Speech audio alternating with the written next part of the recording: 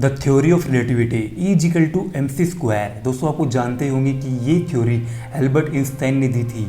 और दोस्तों इसी थ्योरी की मदद से आज वैज्ञानिक ब्रह्मांड की कई रहस्यमयी घटनाओं के ऊपर से पर्दा उठा सके हैं। तो चलिए दोस्तों अब इस रहस्यमयी थ्योरी से पर्दा उठाया जाए। दोस्तों द थ्योरी ऑफ रिलेटिविटी के अंतर्गत दो थ्योरीज आती हैं, एक स्पेशल रिलेटिविटी और दूसरी जनरल रिलेटिविटी। और ये दोनों थ्योरीज आपस में इंटर रिलेटेड होती है, मतलब एक दूसरे से संबंध रखती है। अगर एक पे कोई चेंजेस आते हैं तो दूसरे पे ऑटोमेटिकली वो चेंजेस आते हैं। और दोस्तों the special relativity her physical phenomena पर एप्लीकेबल की जा सकती है, लेकिन वहाँ पर ग्रेविटी नहीं होनी चाहिए। मतलब स्पेशल रिलेटिविटी ग्रेविटी की अब्सेंस में काम करती है। एल्बर्ट आइंस्टाइन वही व्यक्ति थे जिन्होंने अपने आइडल सर आइजैक न्यूटन की थ्योरी ऑफ ग्रेविटेशन को चुनौती देते हुए एक नई थ्योरी दी। इस पूरे संसार में एक चीज़ हर जगह विद्यमान है और वो है गति। और दोस्तों गति ब्रह्मांड की शुरुआती समय से ही विद्यमान है, लेकिन मनुष्य ने गति को 300 साल पहले से भौतिक रूप से जाना है, जब दुनिया ने गति के नियमों को एक नए नाम से पहचाना, the sir Isaac Newton. Newton के गति के नियमों ने इस दुनिया को समझने का एक नया तरीका दिखाया। न्यूटन ने बताया कोई भी वस्तु रेस्ट या मोशन में तब तक रह सकती है जब तक उस पर कोई एक्सटर्नल फोर्स ना लगाया जाए, जिसे हम अंग्रेजी भाषा में लॉ ऑफ इनर्शिया भी कहते हैं। सिद्धांत ने सैद्धांतिक भौतिक और खगोल विज्ञान को 20वीं शताब्दी के दौरान बदल दिया, जो मुख्य रूप से आइजैक न्यूटन द्वारा बनाया गया यांत्रिक के 200 साल पुराने सिद्धांत का स्थान ले रहा था।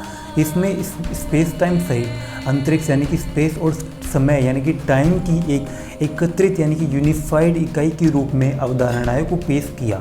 एक साथ सापेक्षता, गतिज और गुरुत्वाकर्षण यानी ग्रेविटेशन, समय फैलाव यानी कि समय के फैलने और लंबाई संकुचन यानी कि लेंथ कॉन्ट्रैक्शन के बारे में समझाया। तो दोस्तों सबसे पहले समझते हैं कि लेंथ कॉन्ट्रैक्शन होता क्या है। मान लीजिए आपके सामने एक ट्रेन खड़ी है जो कि चल नहीं रही है, तो अगर आपको उसकी लेंथ नापनी तो आप कैसे नापेंगे? तो दोस्तों आप पहले उसका एंड पॉइंट लेंगे और फिर उसका स्टार्टिंग पॉइंट, और उन दोनों के बीच में जो डिफरेंस होगा उसी को हम लेंथ बोलेंगे। लेकिन दोस्तों मान लीजिए अगर आपके सामने से एक ट्रेन जा रही है और जो उसकी स्पीड लाइट की स्पीड के बराबर है, और उस समय आप ये देखने में असमर्थ होंगे कि उन दोनों के बीच में डिफरेंस कितना है, क्योंकि उस समय हम एक साथ दोनों पॉइंट पर नज़र नहीं डाल सकते। क्योंकि अगर एक पॉइंट पे हम नज़र डालेंगे तो दूसरा पॉइंट उतनी समय में काफ़ी आगे निकल जाएगा, जिसकी वजह से हमें ट्रेन छोटी होती हुई नज़र आती है। चलिए दोस्तों अब बात कर लेते हैं स्पेशल रिलेटिविटी की। और दोस्तों इस थ्योरी को आइंस्टाइन ने 1905 में पब्लिश किया था, और ये theory electrodynamics of moving bodies के ऊपर बेस है। और दोस्तों अब जानेंगे स्पेशल रिलेटिविटी के कुछ स्टेटमेंट्स के बारे में।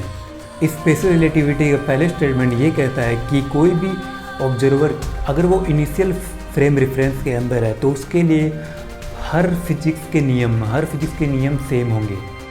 सेकंड स्टेटमेंट कहता है कि लाइट की स्पीड वैक्यूम के अंदर सेम होती है हर ऑब्जर्वर के लिए, सिर्फ उसको छोड़कर जो उस लाइट के साथ ट्रैवल कर रहा हो। और तीसरा स्टेटमेंट ये कहता है कि एक साथ दो घटनाएं एक ऑब्जर्वर के लिए हो सकती हैं और दूसरे ऑब्जर्वर के लिए एक साथ नहीं हो सकती अगर वो रिलेटिव मोशन में है। फोर्थ स्टेटमेंट ये कहता है कि अगर कोई घड़ी मूव कर रही है, अगर कोई घड़ी अपनी जगह से मूव कर रही है तो उसका टाइम स्लो हो सकता है एक स्टेशनरी क्लॉक के बजाय, मतलब एक रुकी हुई क्लॉक के बजाय उसका टाइम स्लो हो सकता है। और ये अंतर बहुत छोटा हो सकता है जिसको हम ऑब्जर्व ही नहीं कर सकते, और ये तब होता है जब मूविंग क्लॉक की स्पीड बहुत कम हो। अगर वो मूविंग क्लॉक की स्पीड लाइट की स्पीड के बराबर हो तो ये अंतर बहुत ज़्यादा हो सकता है। इसका फिफ्थ स्टेटमेंट है लेंथ कॉन्ट्रैक्शन। लेंथ कॉन्ट्रैक्शन के अंदर जब भी कोई बॉडी स्पीड में मूव करती है, बहुत स्पीड में मूव करती है, तो उसकी लेंथ, उसकी साइज छोटी होने लगती है। लेकिन क्या ये सच में ट्रू है?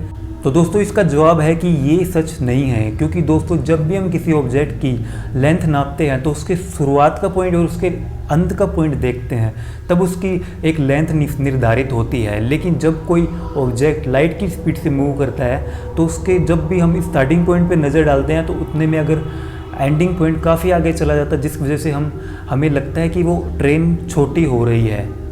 Number 6 statement, the maximum speed is finite. दोस्तों इस ब्रह्मांड में कोई भी ऑब्जेक्ट लाइट की स्पीड से तेज ट्रैवल नहीं कर सकता। अगर कोई इस ऑब्जेक्ट लाइट की स्पीड से तेज ट्रैवल करता है तो उसके लिए समय की रफ्तार धीमी हो जाती है। जैसे कि अगर आप कोई भी लाइट की स्पीड से चलने वाले ऑब्जेक्ट में अगर बैठे हो और अगर वो लाइट की स्पीड को उल्लंघन करता है तो आपके लिए वहाँ पर समय धीमा बीतेगा। 7 नंबर स्टेटमेंट कहता है कि इफेक्ट ऑफ ग्रेविटी, ग्रेविटी का इफेक्ट स्पेस के अंदर लाइट की स्पीड से ट्रेवल कर सकता है, ना कि उससे तेज कर सकता है। उससे तेज कोई भी ऑब्जेक्ट यानी कोई भी इफेक्ट कोई भी ऑब्जेक्ट नहीं कर सकता। जैसे कि अगर कोई भी ग्रेविटी या फिर अर्थ की ग्रेविटी या फिर ब्लैक होल की ग्रेविटी हो, वो स्पेस के अंदर लाइट की स्पीड से ट्रेवल कर सकती है।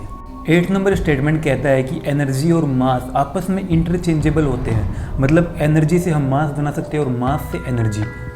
अब दोस्तों इस इक्वेशन को देखिए, यहाँ पर E का मतलब है एनर्जी, M का मतलब मास और C का मतलब है स्पीड ऑफ लाइट। अगर आपको मास से एनर्जी बनाना है तो एनर्जी बनाने के लिए आपको मास को लाइट की स्पीड से ट्रेवल कराना पड़ेगा, तब वो एनर्जी में कन्वर्ट होगा।